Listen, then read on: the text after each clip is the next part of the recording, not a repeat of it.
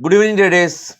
April 2 ബുധനാഴ്ച Nifty ഇന്ന് ഭേദപ്പെട്ട രീതിയിൽ പോസിറ്റീവായ രീതിയിൽ ക്ലോസ് ചെയ്യാൻ സാധിച്ചു. 150 പോയിന്റിന് മുകളിൽ നിഫ്റ്റി റാലി രേഖപ്പെടുത്തി. സെൻസെക്സും 500-ലധികം പോയിന്റ് റാലി രേഖപ്പെടുത്തി.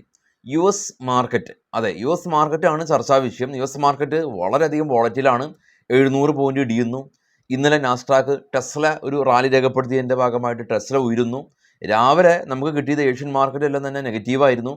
ഇതെല്ലാം മറികടന്ന് ഇന്ത്യൻ മാർക്കറ്റ് ഇന്നത്തെ ബാങ്കിങ്, ഫിനാൻഷ്യൽ, റിയാലിറ്റി, IT ഇത്തരം സെക്ടറിൻ്റെ ശക്തമായിട്ടുള്ള പിന്തുണ കൊണ്ട് നിഫ്റ്റി ഇന്ന് പോസിറ്റീവിൽ ക്ലോസ് ചെയ്യാൻ സാധിച്ചു. HDFC bank, ICICI bank, IT കമ്പനിയായിട്ടുള്ള ഇൻഫോസിസ് എല്ലാം തന്നെ ഈ ഒരു നിഫ്റ്റിയുടെ റാലിയിൽ ചുക്കാൻ പിടിച്ചു. കൂടാതെ തന്നെ PNB, ഹൗസിംഗ് ഫിനാൻസ് എല്ലാം തന്നെ ഇവരുടെ order book, loan order book എല്ലാം തന്നെ 75,000 കോടി രൂപ കവിഞ്ഞു എന്നുള്ള ഒരു പോസിറ്റീവ് ന്യൂസ് കാരണം PNB housing finance 5% rally. Dixon tech, Kotak security upgrade ചെയ്തു എന്നുള്ള റീസൺ കൊണ്ട് കൊടാക് സെക്യൂരിറ്റി റാലി രേഖപ്പെടുത്തി. ഭാരത് ഡൈനാമിക് കമ്പനി ഇവരും 40% ഇവരുടെ ടേൺ ഓവർ ഇൻക്രീസ് ചെയ്തു എന്നുള്ള കാരണം കൊണ്ട് 6% റാലി. ഇനി ജ്വല്ലറി സെഗ്മെൻറ്റിലുള്ള കമ്പനീസ്, ഇതിൽ കല്യാൺ ജ്വല്ലേഴ്സ് ഉൾപ്പെടെ, Kalyan Jewellers, Titan, even sky gold എല്ലാം തന്നെ ദുബായിൽ പുതിയ ഷോറൂംസ് എല്ലാം തന്നെ ഓപ്പൺ ആക്കിയിട്ടുണ്ട്. അപ്പോൾ ജ്വല്ലറി സെഗ്മെൻറ്റിൽ നിന്ന് പോസിറ്റീവിൽ ക്ലോസ് ചെയ്യാൻ സാധിച്ചു. റിയാലിറ്റി സ്റ്റോക്കുകളും ഗോദ്രേജ് പ്രോപ്പർട്ടീസ് ഉൾപ്പെടെയുള്ള മാക്രോടെക് ഡെവലപ്പേഴ്സ് എല്ലാം തന്നെ ഇന്ന് 5% ഒരു റാലി രേഖപ്പെടുത്തി. അപ്പോൾ റിയാലിറ്റിയും അതല്ലെങ്കിൽ ജ്വല്ലറി സെഗ്മെൻറ്റും ഇന്ന് പോസിറ്റീവിൽ ക്ലോസ് ചെയ്തിട്ടുണ്ട്. എങ്കിലും ഇന്ന് വളരെയധികം സുപ്രധാനമായിട്ടുള്ള ഒരു ദിവസമാണ്. യു എസിൽ നിന്ന് ട്രംപിൻ്റെ ഭാഷയിൽ പറഞ്ഞാൽ ഇന്ന് അവിടെ ലിബറേഷൻ ഡേ എന്നാണ് അദ്ദേഹം വിശേഷിപ്പിക്കുന്നത്. പുതിയ റെസിപ്രോക്കൽ താരിഫ് ഹൈക്കുകളെല്ലാം തന്നെ വളരെ അടുത്ത് തന്നെ, വളരെ യു എസ് മാർക്കറ്റ് ഓപ്പൺ ആകുമ്പോൾ തന്നെ അത് അനൗൺസ് ചെയ്യുമെന്നുള്ള ഒരു ന്യൂസാണ്. അപ്പോൾ ഇന്ത്യക്ക് എതിരെ എന്നുള്ളതല്ല, എല്ലാ രാജ്യങ്ങൾക്കെതിരെയും ഈ ഒരു താരിഫ് ഹൈക്ക് ബാധകമാകും. പക്ഷേ ഇന്ത്യനെല്ലാം തന്നെ പ്രത്യേകം പോയിന്റ് ചെയ്ത് ഇന്ത്യയും വളരെ യു എസ് എന്ന് പറയുന്ന രാജ്യത്തിനെതിരെ അല്ലെങ്കിൽ യു എസ് പ്രൊഡക്റ്റിനെതിരെ വലിയ തോതിൽ ഈ താരിഫ് ഉള്ള ഒരു രാജ്യമാണ് ഇന്ത്യ എന്നും അദ്ദേഹം സ്റ്റേറ്റ്മെൻറ്റിലൂടെ പറഞ്ഞിട്ടുണ്ട്. ഈവൻ ഇന്ത്യൻ PM ആയിട്ട് നല്ല ബന്ധം പുലർത്തുന്നുണ്ടെങ്കിൽ കൂടിയും ഈ ഒരു കാര്യത്തിൽ വിട്ടുവീഴ്ചകൾക്കൊന്നും തന്നെ തയ്യാറാവില്ല. പക്ഷേ നമ്മൾ ഉഭയകക്ഷി ചർച്ചകളെല്ലാം തന്നെ നടത്തി ഇത് പരിഹരിക്കാൻ പറ്റുമെന്ന് തന്നെയാണ് ഇന്ത്യയുടെ ഭാഗത്തു നിന്നുള്ള വിശ്വാസം. ഇതിൻ്റെ ഒരു പ്രധാന പ്രശ്നം എന്ന് പറയുന്നത്, ഇന്ത്യ എന്ന് പറയുന്നത് ഒരു ഡെവലപ്പ് ചെയ്തുകൊണ്ടിരിക്കുന്ന ഒരു രാജ്യമാണ്. നമുക്ക് നമ്മളുടെ തദ്ദേശീയമായുള്ള ഇൻഡസ്ട്രീനെ പ്രൊട്ടക്റ്റ് ചെയ്യാനായിട്ട് ഇവിടേക്ക് വലിയ തോതിൽ ഇറക്കുമതി നമുക്കത് നടത്തുമ്പോൾ ഇവിടെയുള്ള തദ്ദേശീയമായിട്ടുള്ള സ്ഥാപനങ്ങൾക്ക്, ഇൻഡസ്ട്രീസിനെല്ലാം തന്നെ അത് ദോഷകരമായിട്ട് ബാധിക്കും. അതുകൊണ്ട് തന്നെയാണ് നമ്മൾ ഇത്രയും നാളും ഇവിടേക്ക് EV കാറുകൾക്ക് വലിയ തോതിൽ ഓപ്പണിംഗ് നമ്മൾ കൊടുത്തിരുന്നില്ല. ഈവൻ ടെസ്ലയൊക്കെ ഇങ്ങോട്ട് വരാനായിട്ടുള്ള ബുദ്ധിമുട്ടൊക്കെ അത് തന്നെയായിരുന്നു, സ്റ്റാർലിങ്ക് ഉൾപ്പെടെ. അതുകൊണ്ട് തന്നെയാണ് അമേരിക്കൻ പ്രൊഡക്റ്റിന് ഉൾപ്പെടെ, ഹാർലി ഡേവിഡ്സൺ ഉൾപ്പെടെ ഏകദേശം 55% താരിഫ് ഏർപ്പെടുത്തിയ രാജ്യം, അല്ലെങ്കിൽ വിദേശ മദ്യത്തിനൊക്കെ എല്ലാം തന്നെ വലിയ തോതിൽ താരിഫ് ഇന്ത്യ ഉണ്ട്. അത് സത്യവുമാണ്. ഇതിൻ്റെ പ്രധാന കാരണം നമുക്ക് തദ്ദേശീയമായിട്ടുള്ള ഇൻഡസ്ട്രീസിനെ നമുക്ക് പ്രൊട്ടക്റ്റ് ചെയ്യേണ്ടതായിട്ടുണ്ട്. നമ്മൾ ഡെവലപ്പ് ചെയ്തുകൊണ്ടിരിക്കുന്ന രാജ്യമാണ്. അപ്പോൾ അതുകൊണ്ട് തന്നെ എത്രമാത്രം നമ്മൾ US ഉൽപ്പന്നങ്ങൾക്കുള്ള താരിഫ് കുറയ്ക്കുമെന്നുള്ളത് അത് കാത്ത് ഇരുന്ന് കാണണം. അപ്പോൾ പല ചർച്ചകളും എല്ലാം തന്നെ ഇനി നടക്കും. ഇതിൻ്റെ അടിസ്ഥാനത്തിലൊക്കെ തന്നെയാണ് ഇനി മാർക്കറ്റിൻ്റെ മുന്നോട്ടുള്ള ഗതിനെ ഇത് വലിയ തോതിൽ സ്വാധീനം ചെലുത്താൻ സാധ്യതയുണ്ട്. വലിയ തോതിൽ നമ്മൾ താരിഫ് കുറയ്ക്കുകയാണെങ്കിൽ നമ്മുടെ ഇൻഡസ്ട്രീസിനെ അത് ദോഷകരമായിട്ട് ബാധിക്കും, GDPനെ ബാധിക്കും.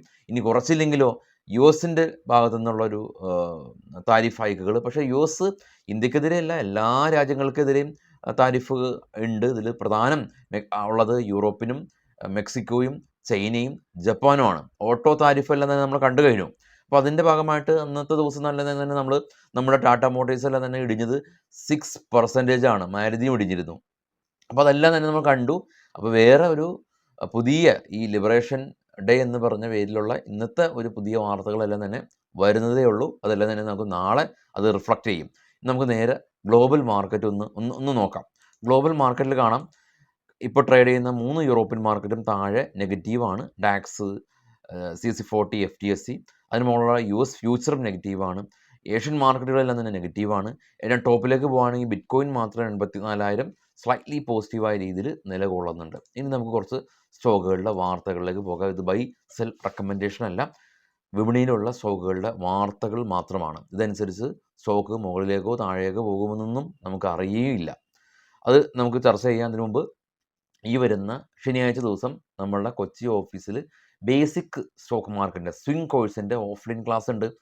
താല്പര്യമുള്ള ആളുകൾക്ക് ഫസ്റ്റ് കമൻറ്റിൽ നമ്പർ പിൻ ചെയ്ത് വെച്ചിട്ടുണ്ട്, അത് ബന്ധപ്പെടാം. സ്വിംഗ് മാത്രമല്ല, ഓപ്ഷനും ക്രൂഡും എല്ലാം തന്നെ നമ്മൾ കോഴ്സ് പ്രൊവൈഡ് ചെയ്യുന്നുണ്ട്. അത് താഴെ ഫസ്റ്റ് കമൻറ്റിൽ നമ്പർ ഉണ്ട്. സ്റ്റോക്കിലേക്ക് വരുമ്പോൾ ആദ്യം ഫെഡറൽ ബാങ്കാണ്. ഫെഡറൽ ബാങ്ക് സ്റ്റാൻഡേർഡ് ബിസ് എന്ന് പറയുന്ന പേരിൽ ബിസിനസ് കസ്റ്റമേഴ്സിന് പുതിയ ക്രെഡിറ്റ് കാർഡെല്ലാം തന്നെ ലോഞ്ച് ചെയ്തു എന്നുള്ള വാർത്തയുണ്ട്. HDFC AMC ഇവർ വാട്സപ്പ് മുഖാന്തരം സിമ്പിളായിട്ട് ടാപ്പ് ചെയ്തിട്ട് മ്യൂച്വൽ ഫണ്ട് ഇൻവെസ്റ്റ്മെൻറ്റ് തുടങ്ങാനായിട്ട് പുതിയൊരു പ്ലാറ്റ്ഫോം HDFC AMC ലോഞ്ച് ചെയ്തു എന്നുള്ള ന്യൂസ്. NBCC കമ്പനി ഇവർക്ക് 215 കോടി രൂപയുടെ ഓർഡർ കിട്ടിയതായിട്ടുള്ള ന്യൂസ് ഉണ്ട്. സെൻട്രൽ ബാങ്ക് ഡെപ്പോസിറ്റെല്ലാം തന്നെ 7% ഗെയിൻ ആയിട്ടുണ്ടെന്നുള്ള news. HUL Hindustan Unilever company BOFA എന്ന് പറയുന്ന റേറ്റിംഗ് ഏജൻസി ഡൗൺഗ്രേഡ് ചെയ്തതായിട്ടുള്ള ന്യൂസ് ഉണ്ട്. ലയൻസ് ഇൻഡസ്ട്രീസ് ബ്ലാസ്റ്റ് എന്ന് പറയുന്ന ഒരു കമ്പനിയായിട്ട് ഈ സ്പോർട്സ് ബിസിനസ് ചെയ്യാനായിട്ട് ഇരു കമ്പനികളും JVയിൽ ഏർപ്പെട്ടു. ജോയിൻറ്റ് വെഞ്ചർ കമ്പനി ഫോം ചെയ്യും. മാരുതി ഇവരുടെ വിറ്റാരയുടെ എല്ലാം തന്നെ ഗ്രാൻഡ് വിറ്റാരയുടെ എല്ലാം തന്നെ വില വർദ്ധിപ്പിക്കുകയാണ് എന്നുള്ള വാർത്തയുണ്ട്. ഇൻ്റർ ആർക്ക് ബിൽഡിംഗ് കമ്പനി ഇവർക്ക് 300 കോടി രൂപയുടെ ഓർഡർ കിട്ടിയതായിട്ടുള്ള ന്യൂസ് ഉണ്ട്. Bajaj health care company CFO resign ചെയ്തു എന്നുള്ള news. PNB company 13% deposit Punjab National ബാങ്കിൻ്റെ ഉയർന്നു എന്നുള്ള വാർത്തയുണ്ട്. BEL കമ്പനി ഇന്ത്യൻ എയർഫോഴ്സിൽ നിന്ന് 592 കോടി രൂപയുടെ ഓർഡറുകൾ കിട്ടിയതായുള്ള ന്യൂസ് ഉണ്ട്. മഹീന്ദ്ര ലൈഫ് സ്പേസ് കമ്പനി ബോംബെയിൽ ഇവർക്ക് 1200 കോടി രൂപയുടെ റീഡെവലപ്മെൻറ്റ് വർക്ക് കിട്ടിയതായിട്ടുള്ള ന്യൂസ് ഉണ്ട്. സൗത്ത് ഇന്ത്യൻ ബാങ്ക് ഇവരുടെ അഡ്വാൻസ് 10% ഉയർന്നു എന്ന് കമ്പനി ന്യൂസ് ഉണ്ട്. മുത്തൂറ്റ് മൂഡീസ് എന്ന് പറയുന്ന റേറ്റിംഗ് ഏജൻസി അപ്ഗ്രേഡ് ചെയ്തു ഈ ഒരു കമ്പനീനെ എന്നുള്ള ന്യൂസുകളാണ് ഇപ്പോൾ നമുക്കുള്ളത്. നാളെ രാവിലെ പ്രീ മാർക്കറ്റ് ന്യൂസായിട്ട് എത്താം. എല്ലാവർക്കും ശുഭരാത്രി. Thank you all.